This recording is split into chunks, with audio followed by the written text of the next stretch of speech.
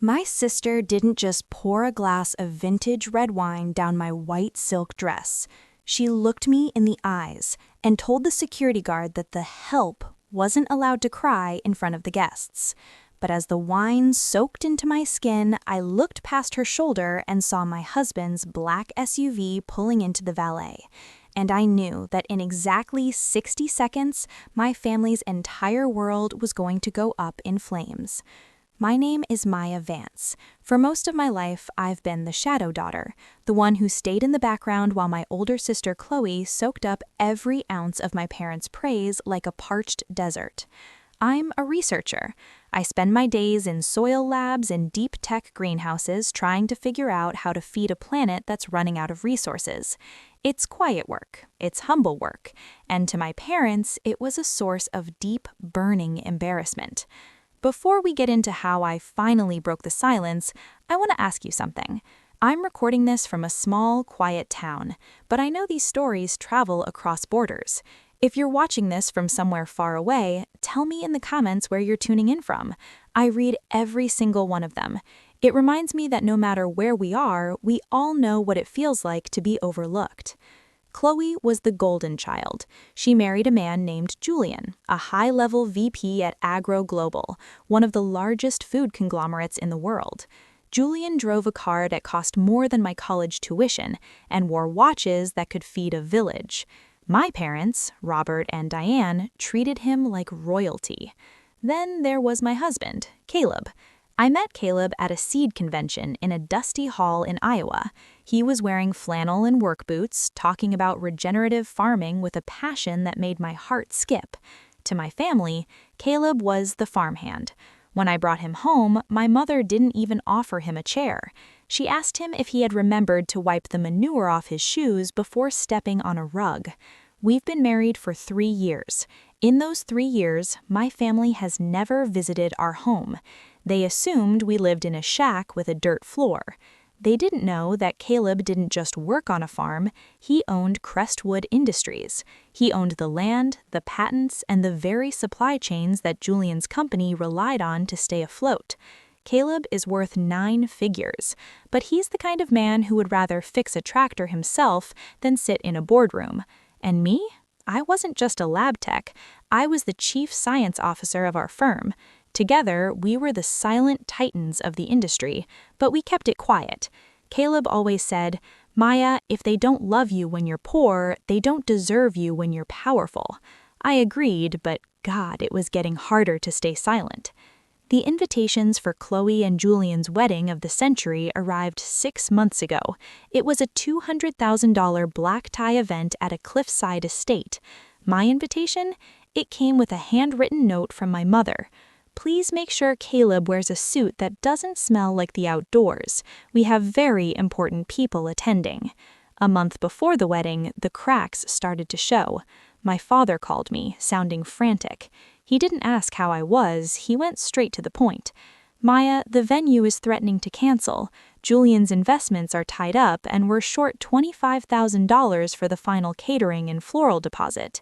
You wouldn't happen to have anything in savings? We'll pay you back once Julian's bonus hits." I knew Julian's bonus wasn't coming. I knew through industry grapevine that Agro Global was doing a massive audit because someone had been skimming the expense accounts. But I looked at my father's desperate voice and I thought of Chloe. Despite how she treated me, she was my sister. I sent the money anonymously through a shell corporation we use for philanthropy. I told the venue to tell them it was a special vendor credit. Chloe bragged about it on Facebook the next day. "The universe just knows I deserve the best. A $25K credit because the venue loves my aesthetic." Caleb saw the post and, "Maya, you're too good for them, you know that, right?" "I just want one day where we're all happy, Caleb," I whispered. How naive I was. The day of the wedding arrived, and with it, a storm. Not just the one in the sky, but the one brewing in that estate. If stories like this matter to you, the ones about the quiet people finally standing up for their worth, take a quick second to like this video or subscribe to the channel. It tells me that there's a community out here that values integrity over image. It really helps me keep sharing these stories with you. We arrived at the estate. Caleb had to stay behind for 20 minutes to take an emergency call from an international distributor, so I walked alone. I was wearing a simple, elegant white silk gown, not a bridal white, but a soft cream. My mother met me at the door. Her face fell. "Maya, you look fine, but there's a problem. Julian's CEO decided to show up last minute. We're over capacity in the ballroom." "Okay," I said. "So where do I sit?" She pointed toward the terrace. It was outside. It was raining. There were a few folding plastic chairs set up under a leaking canvas tent near the kitchen entrance. "You're joking," I said, my voice trembling. "Honey, be reasonable," my father said, appearing behind her. "Julian's career depends on these people. Your family, you'll understand. Just stay out here until the toasts are over. We'll bring you a plate of leftovers." I stood under that leaking tent for an hour. The servers bumped into me, the rain splashed the hem of my dress. Then Chloe walked out. She looked radiant, but her eyes were cold. "Maya, what are you doing? You're blocking the service path," she snapped. "I'm sitting where Mom told me to sit, Chloe, in the mud." "Don't be dramatic. You're lucky you're even here, honestly." Julian was worried Caleb would start talking about fertilizer to the CEO and ruin his promotion. She looked at my dress. "Is that silk? It's a bit much for a farm girl, don't you think?" Before I could answer, she tripped. It was the most calculated stumble I'd ever seen. The full glass of Cabernet in her hand didn't just spill, she flung it. It coated my chest, my stomach, and my dignity in deep, staining red. "Oh no," she mocked, not a hint of remorse in her voice. "Well, I guess you really can't go inside now. You look like a mess. Security, can you escort this woman to the parking lot? She's a disturbance." My parents watched from the glass doors. They didn't move. They didn't say a word. They just turned their backs and went back to the champagne. I was walking toward the gravel path, tears blurring my vision, when Caleb's SUV pulled up. He stepped out, looking like $1 million in a tailored charcoal suit. He saw me, the wet hair, the wine-stained dress, and his face went from calm to lethal in a split second. "Maya, what happened?" I couldn't even speak. I just pointed toward the ballroom. Caleb didn't wait. He grabbed my hand and marched toward the main entrance. The security guard tried to stop us. "Sir, the terrace guests are—" "Move," Caleb said. It wasn't a shout, it was a command. The security guard saw the look in Caleb's eyes and stepped aside. We burst into the ballroom right as Julian was giving a toast to success and the importance of high society connections. The room went silent. Chloe gasped. "Maya, I told you to leave." My mother rushed over. "Caleb, please, you're making a scene. You're going to ruin Julian's big night." But someone else was moving towards us. It was an older man in a navy suit, the CEO of Agro Global, the man Julian had been terrified of. "Caleb?" the CEO asked, sounding shocked. "Caleb Vance, I've been calling your office for a week. I didn't know you were attending this." The room shifted. You could actually hear the oxygen leave Julian's lungs. "I'm not attending," Caleb said, his voice echoing. "I was here to support my wife's family, but it seems my wife's family thinks she belongs in the rain, and they think I'm just a farmhand who might embarrass them." Julian stepped forward, sweating. "Sir, Mr. Vance, there's been a massive misunderstanding. Maya, honey, why didn't you say?" "Say what, Julian?" I asked, stepping forward, the red wine still dripping from my hem. "That the $25,000 credit that saved your wedding came from my poor husband's pocket? That the research papers you cited in your promotion bid were written by me?" The CEO's eyebrows shot up. "Julian, you told the board that research was yours."